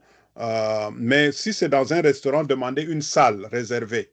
Sinon, vous risquez d'être perturbé par les autres clients. Donc, dans certains restaurants, vous pouvez avoir une salle spéciale que vous réservez. Ou alors faites-le soit chez vous ou dans un endroit calme. Et donc, ça permet d'éviter les erreurs et les faussetés qui sont corrigées immédiatement. C'est un excellent instrument de validation des données collectées pendant les interviews individuelles. Ça, c'est une bonne occasion que vous avez, par exemple, en tant que chercheur, pour vérifier si les données collectées sur le terrain reflètent vraiment la réalité de ce qui se passe. Pour revenir à notre sujet, l'encadrement des chrétiens issus des milieux radicaux, vous avez peut-être sur le terrain constaté que beaucoup disent qu'ils ont plus de difficultés avec les chrétiens qu'avec les non-chrétiens dans la communauté. Et donc, utiliser cette plateforme pour savoir, est-ce que c'est vrai que les nouveaux convertis issus de ces milieux ont plus de problèmes avec les chrétiens qu'avec les non-chrétiens? Et si c'est le cas, qu'est-ce qui se passe? Pourquoi est-ce le cas?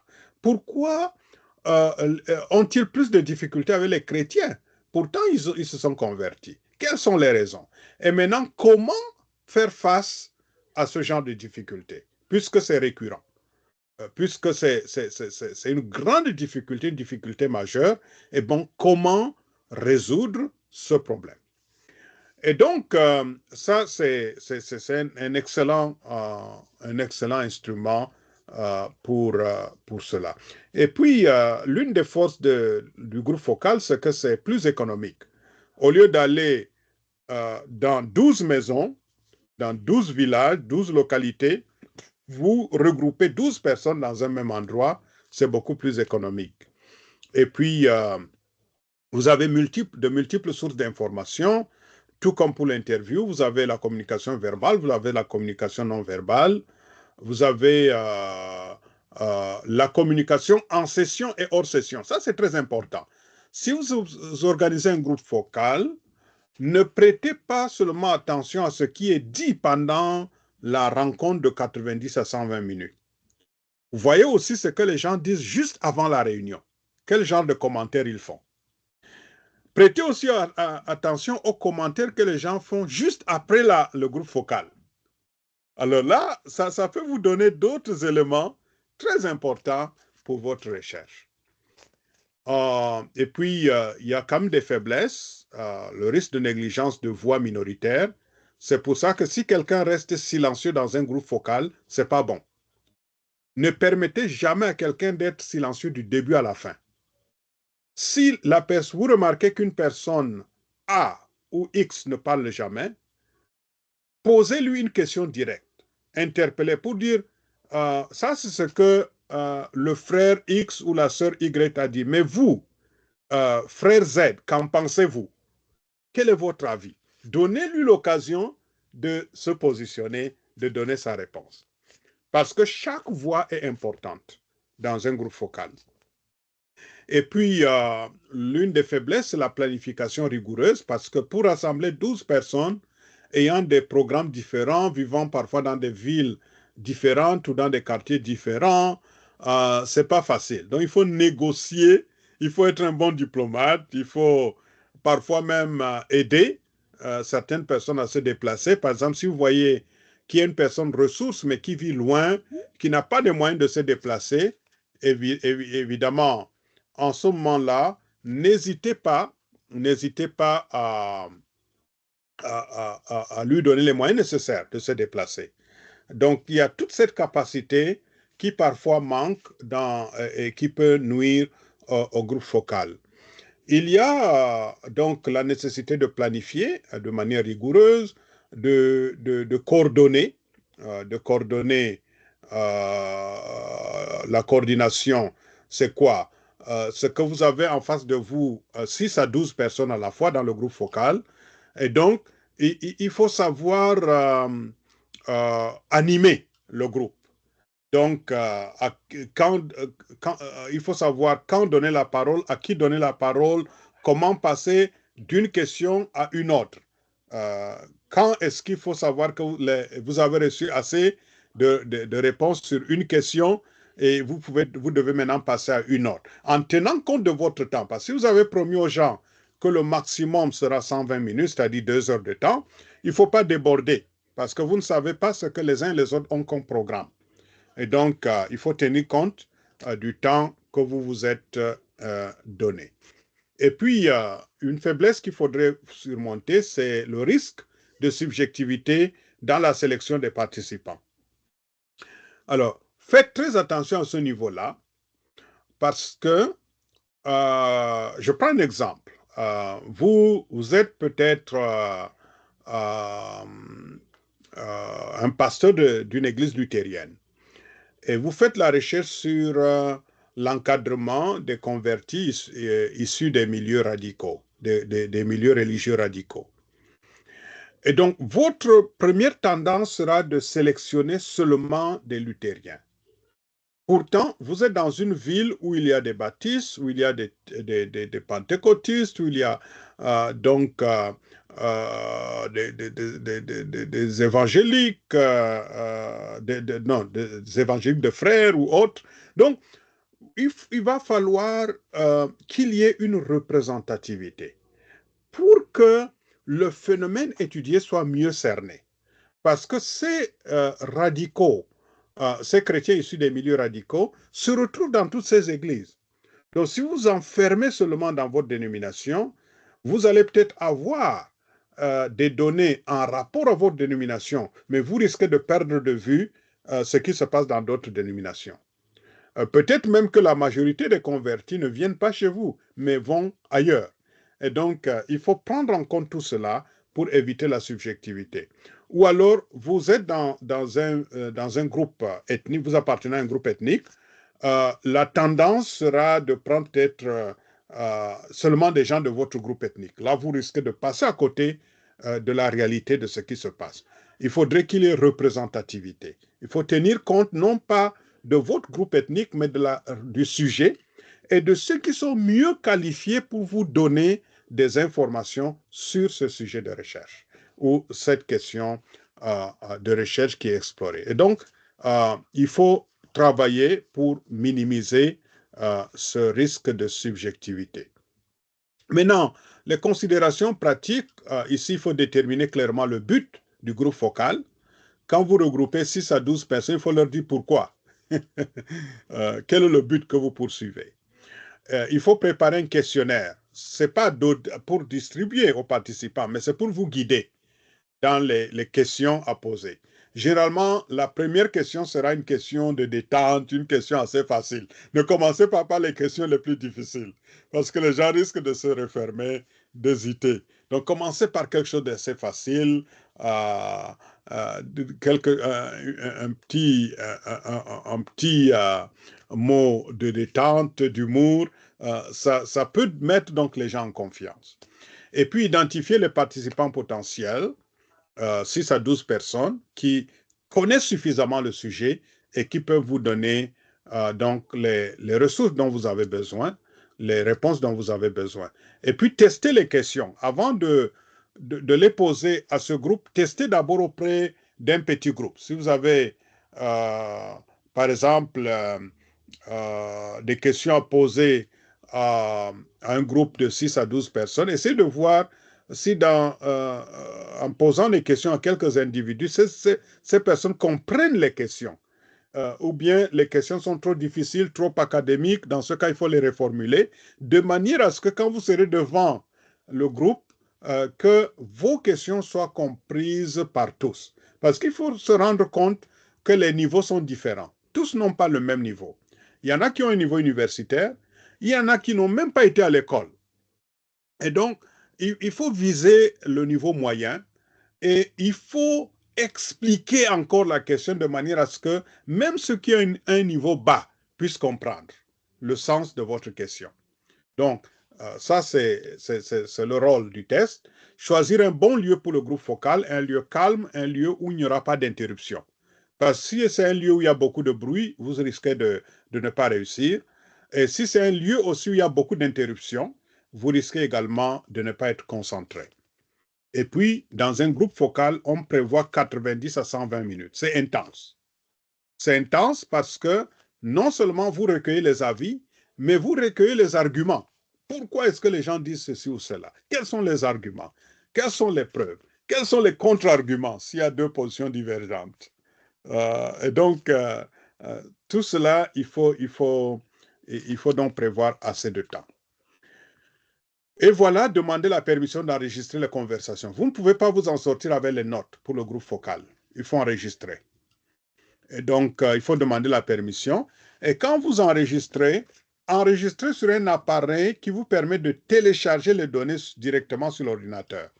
Un appareil comme celui-ci, ou bien votre téléphone peut être aussi un bon outil d'enregistrement parce que les données sur téléphone peuvent être transférées si vous avez un ordinateur, un téléphone Android, les données peuvent être transférées facilement sur ordinateur.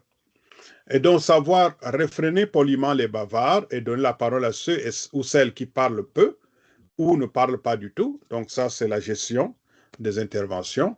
Être attentif à la communication non verbale et aux conversations en marge de la séance, parce que c'est la communication non verbale peut vous dire des choses. Et c'est là où il faut connaître la culture aussi. C'est là où il faut connaître la culture. Dans un milieu Peul, par exemple, même quand les gens ne sont pas d'accord avec une pensée, la pensée d'un aîné, ils ne vont pas le lui dire en face. Mais vous remarquerez cela par le langage non verbal, les regards. Donc, ou bien l'attitude faciale. Vous remarquerez cela. Et donc, tout cela, ces éléments culturels vous aident dans la recherche. Et à la fin de la recherche, il faut transcrire, rédiger, sauvegarder les données collectées dans 2 ou 3 endroits sûrs, comme nous le disions tantôt. Eh bien, mes chers amis, je pense qu'on peut prendre une dernière méthode et puis passer aux questions. Je vois notre collègue Tolnon qui se joint à nous ce soir. Prenons une méthode de plus avant de passer aux questions. Il y a l'observation. L'observation est aussi une méthode valable de collecte de données, même de données en théologie, surtout en théologie pratique, en missiologie, ou même certains éléments de la théologie systématique, l'observation. Qu'est-ce que vous observez? D'abord, qu'est-ce qu'une observation? C'est une méthode de collecte de données qui implique l'observation systématique et l'enregistrement de comportements, d'interactions et d'événements dans leur cadre naturel. L'observation peut être participante, non participante, structurée et non structurée. Alors, quelles sont les forces et les faiblesses de l'observation participante d'abord? L'observation participante, c'est quand on est soi-même participant. C'est-à-dire, si vous interviewez des pasteurs qui encadrent des fidèles issus des milieux religieux radicaux, et vous-même, vous êtes l'un des encadreurs des chrétiens issus des groupes religieux radicaux, c'est une observation participante, puisque vous-même, vous participez à ce qui est fait. Et les gens savent que vous êtes impliqué également dans l'activité. Alors, quand c'est une observation participante, quelles sont les caractéristiques? D'abord, l'observateur fait partie du contexte dans lequel le comportement de personne est étudié. Il peut faire connaître son action et peut poser des questions. Les avantages, c'est que les questions permettent d'approfondir une observation faite. La technique d'observation est utile pour comprendre un phénomène au-delà d'une simple observation. Les limites, c'est qu'en faisant connaître son rôle d'observateur, l'enquêteur risque de modifier la réalité de la scène. Il risque d'orienter le comportement des personnes observées. Et donc, il faut il faut prendre cela en compte. Par exemple, si vous êtes pasteur et vous allez vous présenter à un groupe ou bien dans une salle d'école du dimanche, vous verrez que le moniteur d'école du dimanche ou la monitrice, sachant que vous êtes là, va changer sa façon de faire. Peut-être que ce moniteur ou cette monitrice était en train de battre les enfants. Votre présence va dissuader le moniteur ou la monitrice. Donc, vous n'allez pas observer cela. Par contre, si c'est une observation indirecte, peut-être que si vous vous mettez dans un endroit où vous pouvez observer sans être vu, vous allez voir d'autres réalités que vous ne verrez pas si le moniteur ou la monitrice sait que vous êtes là en personne. Donc ça, c'est un peu des limites de l'observation participante, mais comme je l'ai dit, ça a aussi ses avantages.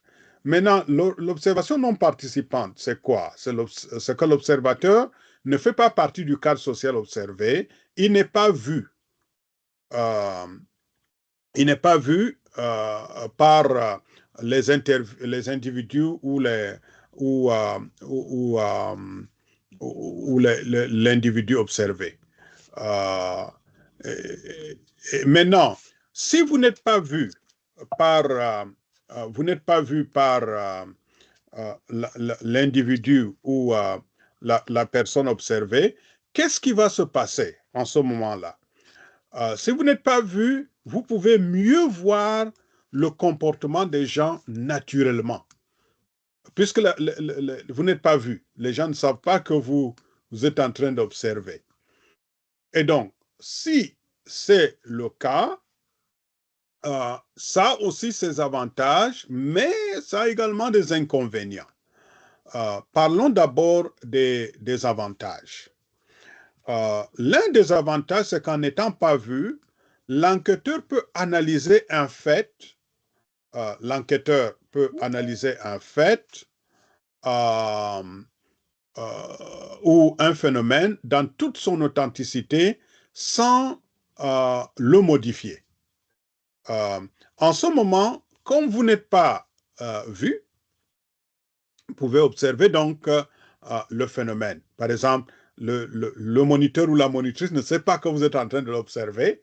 Vous pouvez voir comment est-ce que ce moniteur ou cette monitrice se comporte naturellement. Avec le recul, l'observateur peut analyser l'ensemble d'une situation. Par contre, il y a des limites. Et ne pouvant pas poser des questions, l'enquêteur peut passer à côté de certains éléments d'information utiles. Maintenant, qu'est-ce qui vous dit que ce que vous avez observé de loin et le jugement que vous avez émis à partir d'un fait observé de loin est conforme à la réalité? Peut-être que le moniteur n'est pas en train de frapper l'enfant, mais d'encourager l'enfant en touchant tout simplement l'enfant. Et de loin, ça peut ressembler à un geste violent. Vous risquez de passer à côté de l'interprétation.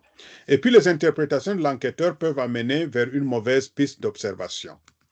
Il y a l'observation structurée. Ici, tout est codifié. Vous avez une structuration. L'observation structurée doit son nom aux règles qui la structurent. Elles sont inscrites dans un schéma d'intervention. Les avantages, c'est que les règles écrites au préalable structurent l'entretien. Il est plus facile de comparer et de caractériser les observations faites. La conclusion est plus simple à rédiger. Mais l'ensemble, l'une des faiblesses maintenant, c'est que l'ensemble des observations doit être réalisé de la même manière. Si cette règle n'est pas suivie, la conclusion peut être de mauvaise qualité. Et donc, Il faudrait que tout se fasse de la même manière. Or, parfois, il y a des modifications dues aux circonstances. Par exemple, vous êtes en train d'observer un phénomène euh, avant l'avènement du COVID-19. Et puis, subitement, le COVID-19 intervient et tout change. Maintenant, si vous continuez à observer de la même manière, vous verrez que même les normes pendant la pandémie, même le nombre de personnes qu'on devait admettre dans un lieu de culte était limité. Euh, et puis, le regroupement était limité. Vous risquez de penser que l'Église se fait toujours de cette manière, alors qu'il y a des facteurs externes qui interviennent. Ça c'est l'une des limitations. Oui, collègue Johnny, je vois votre main. Ouais. Bon, est-ce que vous pouvez expliquer un peu observation structurée? J'arrive pas à bien saisir cette réalité. Très bien. L'observation structurée doit son nom aux règles qui la structurent. Par exemple, je suis en train d'observer le déroulement d'un culte. Oui, Et donc, j'ai dans mon canevas d'observation le lieu de culte, la taille de la chapelle, l'heure de début du culte, le nombre de personnes qui participent au culte, nombre d'hommes, nombre de femmes, nombre d'enfants. Je vois aussi euh, le nombre de cantiques, le temps imparti aux choristes et comparativement au temps imparti à la prédication. Donc, j'ai des aspects bien déterminés d'avance pour l'observation. Maintenant, je dois appliquer le même canevas à toutes les églises que j'observe. Mais toutes les églises n'ont pas forcément les mêmes caractéristiques. C'est là où se trouvent les limites. Par exemple, vous allez dans certains endroits, même dans le même pays, il n'y a même pas de chapelle. Les gens se retrouvent sous un arbre. Maintenant, vous voyez, je ne peux pas suivre strictement mon canevas parce que si je parle de la taille de la chapelle, il n'y a même pas de chapelle. Donc, voyez-vous, je parle de la sonorisation, il n'y a pas de sonorisation. Il n'y a même pas d'électricité, on est sous l'arbre. Et donc, euh, et là, c'est là où l'observation structurée peut aider parce que si je retrouvais les mêmes éléments partout, ça serait facile de comparer. Par exemple, j'ai observé 10 églises. Dans 10 églises, les gens commencent tôt le matin. Ou bien sur les 10 églises, 2 commencent tôt le matin, euh, 7 ou 8 commencent tardivement. Ou bien, j'ai observé 10 églises, 8 ont une petite taille, 2 ont une grande taille. J'ai observé 10 églises, 5 ont imparti assez de temps à la prédication, 5 ont donné plus de temps à l'animation. Donc, ça me permet de comparer. Mais parfois, il y a des églises qui ne vont pas selon le canevas préétabli. C'est pour ça que l'observation structurée a ses forces, ça facilite l'analyse, mais ça a ses faiblesses, parce que si l'ensemble des observations ne sont pas réalisées de la même manière, ça fausse l'analyse. En ce sens, maintenant, je dois créer 2 catégories. Une catégorie des églises qui ont suivi les règles que j'ai préétablies, qui ont répondu aux critères que j'ai préétablis, et d'autres églises qui sont en deçà. Donc, ça, c'est l'observation structurée. Mais l'observation non structurée a aussi ses forces et ses faiblesses. Dans l'observation non structurée, le comportement des personnes est observé de façon très détaillée, sans schéma d'observation. C'est-à-dire ici, je ne détermine rien d'avance. J'arrive dans l'église et j'observe. Les gens sont dans telle église, voilà la taille de l'église, voilà le nombre, voilà ce qui se passe et voici le déroulement. Peut-être que c'est un culte spécial, un culte spécial dont je dis que bon, c'était un culte spécial, une fête de récolte, dont le culte a duré 4 heures ou ceci, il y a eu tel nombre d'animations, des offrandes et tout cela. J'arrive dans une autre église, c'est une église de maison, c'est beaucoup plus des migrants donc qui viennent dans le pays à la recherche du travail, donc sont des hommes, il n'y a aucune femme et tout cela. Voilà ce que j'ai observé. Je vais dans une autre église, il n'y a même pas de chapelle, il n'y a pas de pasteur en tant que tel. Les fidèles entre eux-mêmes lisent un livre biblique, un texte biblique et partagent ce qu'ils pensent du texte biblique. C'est beaucoup plus comme une étude biblique. Et voilà ce que j'ai observé. Donc, chaque observation va refléter tout simplement ce que je vais trouver dans le contexte. Les avantages, c'est que ça permet de réaliser un rapport narratif du comportement de l'individu observé, de recueillir un maximum d'informations, ça donne une vue d'ensemble de la situation à étudier, mais les limites, c'est que l'observation peut être difficile à mener car ne comporte pas de ligne directrice.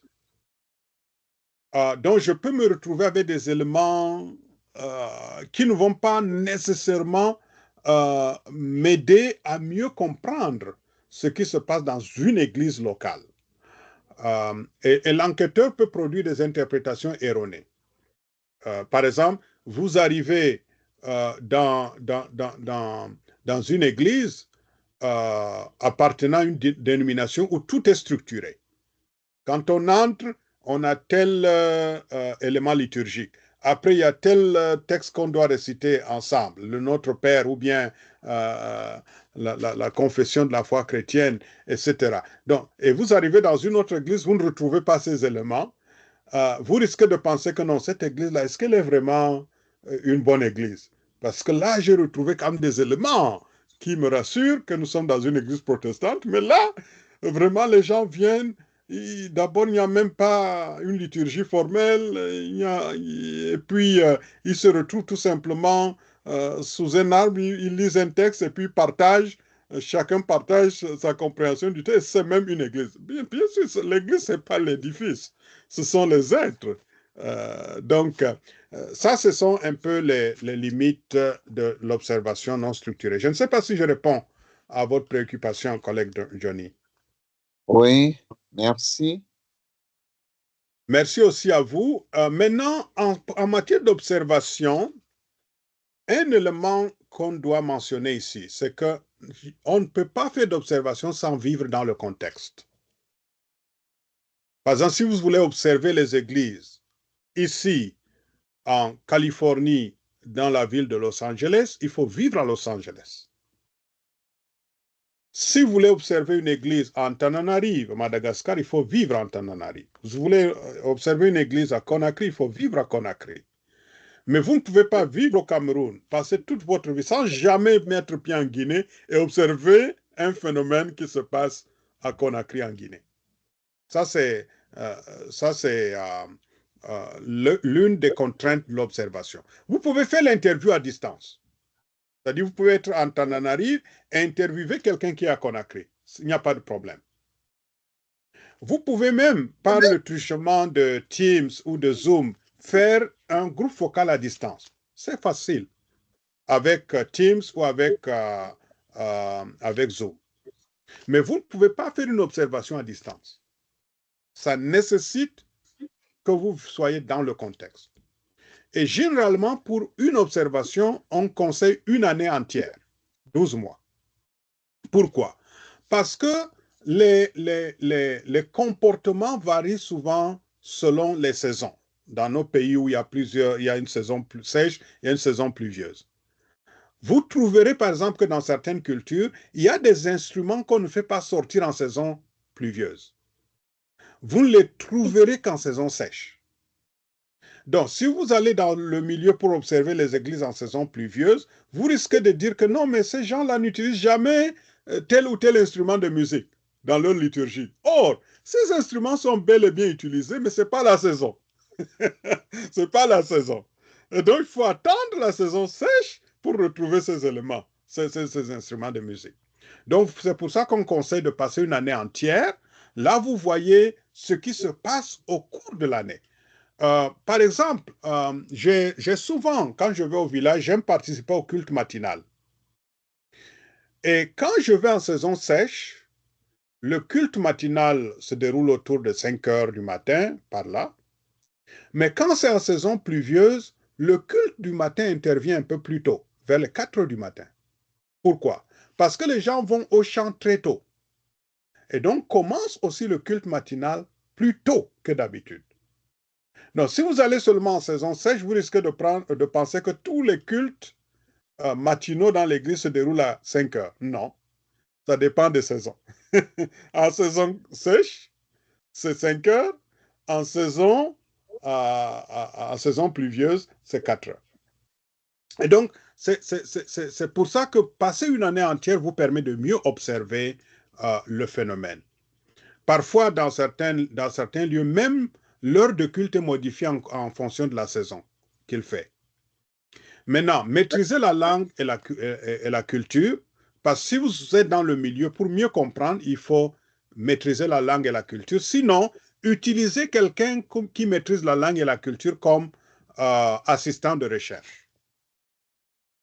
Et si vous travaillez dans un groupe comme un groupe islamique, un groupe musulman, il faut tenir compte aussi du fait que les hommes travaillent parmi les hommes et les femmes parmi les femmes. Ce qui fait que si vous voulez observer le comportement de ce groupe, il va falloir vous appuyer aussi sur une assistante de recherche femme qui fait ce travail d'observation parmi les femmes. Parce qu'il y a des milieux et des rencontres auxquelles elle peut facilement accéder en tant que femme, mais où vous ne serez pas admis en tant qu'homme.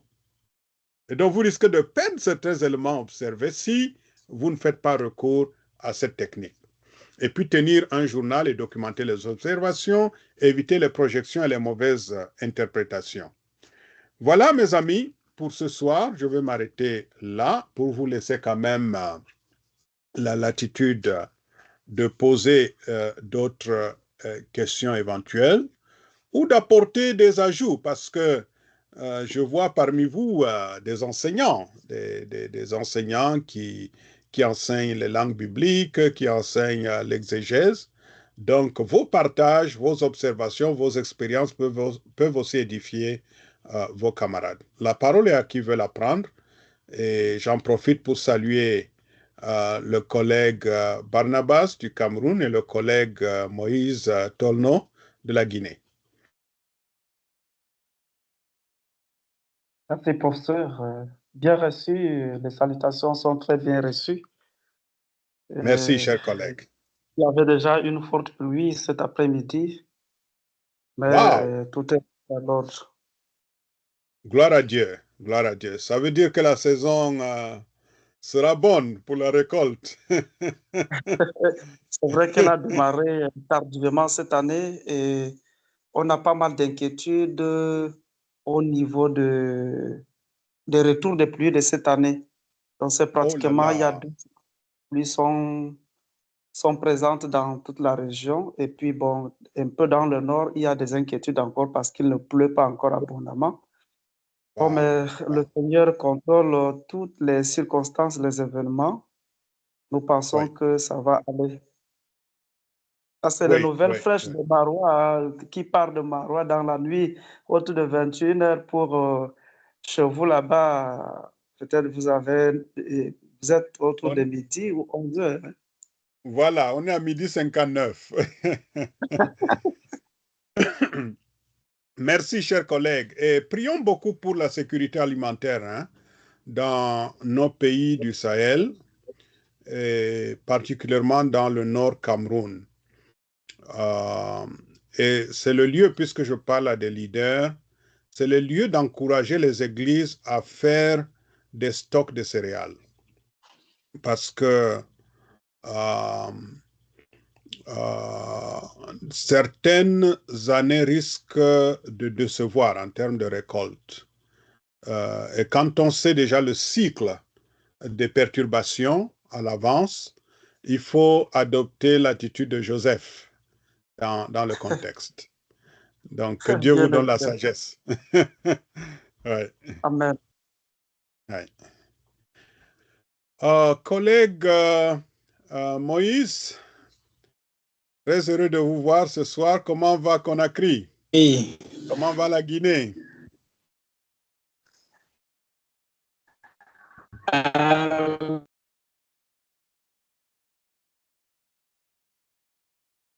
Oui. Ça va bien? Faut beaucoup. Ça marche. Oui, très bien. Beaucoup de courage et très heureux de vous voir ce soir. Merci. Oui. Bien, est-ce qu'il y a des questions, des préoccupations? Collègue Luc, est-ce que vous nous entendez maintenant? J'aimerais me rassurer.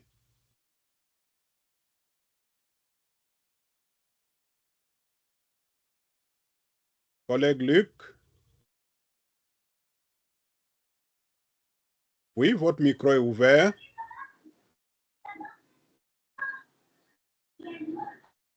Oh là là, apparemment, si vous êtes en train de parler, nous ne vous écoutons pas, nous ne vous entendons pas. J'espère quand même que vous nous avez suivis. Oh là là! Vous avez suivi. OK. Très bien. En tout cas, il y a Très, vraiment des perturbations, monsieur le professeur. Il y a vraiment. perturbations depuis ce matin au niveau de la région entièrement et ça touche même particulièrement tous les pays avec le réseau Orange. Oh là là. Et j'ai cru que le collègue Hamaluk serait fatigué parce qu'il nous a entretenu aujourd'hui sur comment il faut entretenir l'environnement, faire au ménage avec l'environnement. Wow. Un chrétien, un arbre, c'est dans le sens véritablement de lutter contre la désertification. Très bien, Moi, très bien. j'ai beaucoup aimé cet enseignement d'ailleurs. Ah, toutes mes félicitations, collègue Luc. Ça, c'est le développement. Le développement durable même. Alors, ça, je suis content. Quand un vétéran testamentaire prend aussi le chapeau de développement, alors ça, c'est complet. C'est vraiment le shalom au sens hébraïque du terme. Et je vais même aller plus loin, non seulement un chrétien, un arbre, mais une église, une forêt. Il faut que chaque église plante une petite forêt. Si chaque église de l'Union avait une forêt d'arbres et mélanger les espèces, pas seulement les arbres, par exemple les acacias ou de ceci, mais mélanger, vous allez voir que ça va changer l'écosystème. Ça va changer l'écosystème. Et donc, il y aura plus de pluie, il y aura également plus de diversité et même vous serez surpris de voir des espèces qui ont disparu revenir. On a vu cela au Burkina, on a vu cela en Amérique latine et donc on a vu cela aussi dans certaines régions de l'Inde, même de Madagascar, avec Eden Project. Et donc ça c'est très bien, c'est très bien. Félicitations. Bien, chers collègues, nous n'allons pas tirer davantage sur la corde du temps. Je pense que nous allons nous arrêter là pour ce soir. Comme promis, je vais vous envoyer quelques documents avec les notes du cours. Et cela vous permettra donc d'élargir davantage vos connaissances. Nous allons demander à une personne volontaire de terminer par la prière.